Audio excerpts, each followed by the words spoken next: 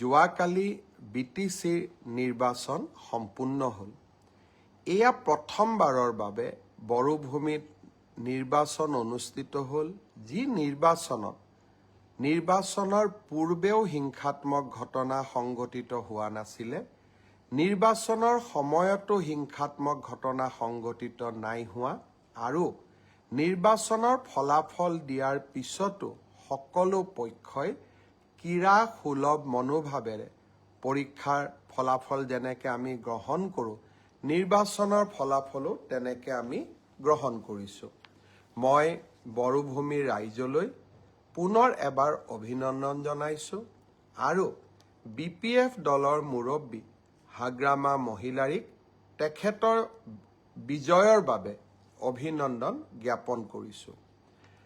ভাৰতীয় জনতা পাৰ্টীয়ে আকাংক্ষিত ফল লাভ কৰিব নোৱাৰিলে।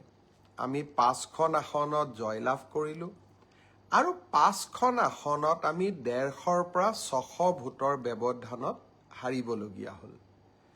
মূল কাৰণ এইটোৱে যে যিদিনাখনে আমি জুবিন গাৰ্গৰ মৃত্যুৰ বাতৰি পালোঁ, আমি গোটেইবিলাকে নিৰ্বাচনৰ ৰণক্ষেত্ৰৰ পৰা আঁতৰি আহিলোঁ আৰু জুবিনৰ শৱদেহ পাৰ্থিৱ শৰীৰ গুৱাহাটীলৈ উভতাই অনা, পোষ্টমৰ্টেম, শ্ৰদ্ধাঞ্জলি আৰু শেষকৃত্য সম্পন্ন কৰ্তব্যৰ তাগিদাত আমি নিৰ্বাচনৰ ৰণভূমি তাতেই এৰি থৈ উভতি আহিলোঁ।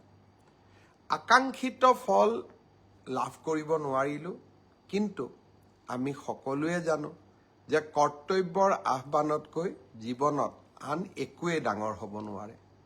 যদিও আমি কৰ্তব্যৰ আহ্বানৰ বাবে কেইটামান চিট হেৰুৱাবলগীয়া হ'ল, আমাৰ এই সামান্য ত্যাগে জুবিনৰ শেষ যাত্ৰাক অধিক মহিমাময় কৰি তুলিছিলে। ৰাইজক আমি বিভিন্ন প্ৰকাৰে সেই সময়ছোৱাত ৰাইজৰ লগত থিয় হৈ থাকিব পাৰিছিলোঁ।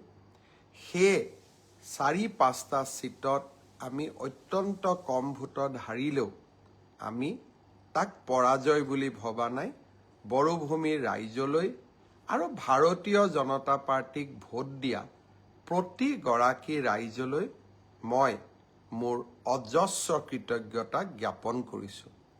আপোনালোকক মই প্ৰতিশ্ৰুতি দিছিলোঁ যে আমি আপোনালোকক অৰুণোদয় আঁচনিৰ হিতাধিকাৰী তালিকা চূড়ান্ত কৰিম, মহিলা উদ্যমিতা আমি আপোনালোকক প্ৰদান কৰিম, কেইবাখনো নদীৰ ওপৰত দলং বনোৱাৰ প্ৰস্তাৱ, এই গোটেইবোৰ কথা নিৰ্বাচনত পৰাজিত হ'লেও বা আকাংক্ষিত ফল নাপালেও আমি আপোনালোকৰ কাৰণে কৰিবৰ বাবে চেষ্টা কৰিম।